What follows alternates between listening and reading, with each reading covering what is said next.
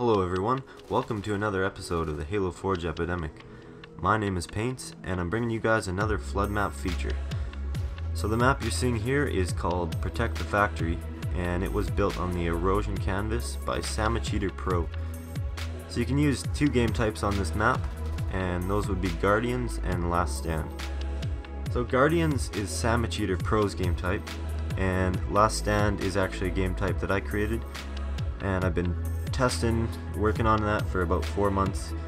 So in this video we do use the Last Stand game type, although you can use his own game type, which is just slightly different than mine.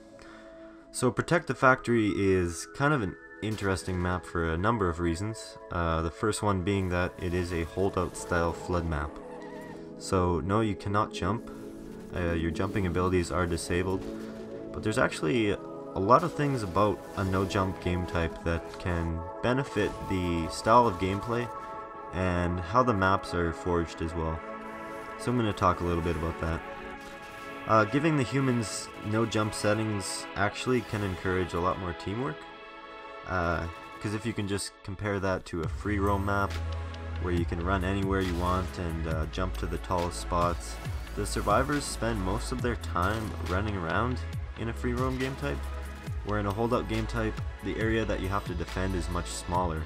So it literally forces not only survivors to work together, but flood also, as they tend to make these kind of more coordinated pushes into the survivors' holdout area.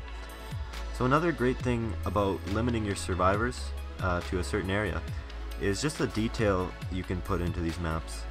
As you can see, Sammich had the budget to include a lot of small scale aesthetics, which is something that's normally a bonus to most flood maps for the sheer size that they usually are.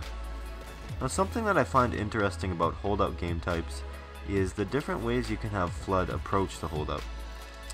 So you can give flood their own cover, their own routes. They can choose which ways they want to approach the survivors area without getting mauled in the open sight lines, because you can plan for their cover much more, and I think that's pretty cool because it kind of increases the longevity of the map, because you're getting a different experience each time you change from survivor to flood. So it definitely doesn't feel as recycled, I guess is a good word for it. And it also allows you to plan out your sight lines from the holdout itself, and it kind of gives you that classic zombie feel, having those boarded up windows. So my favorite thing about the map definitely has to be the lighting.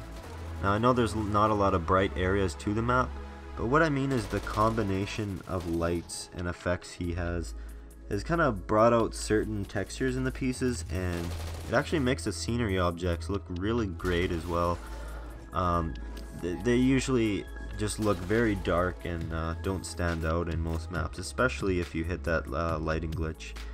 Now, I'm not usually a fan of effects unless they are done in the right way, which is something this map has definitely achieved. So as always, if you guys do want to download the map, the link will be in the description. And that's pretty much going to wrap it up for now. I have been Paints with the Halo Forge Epidemic, and thanks for watching. I'll see you guys next time.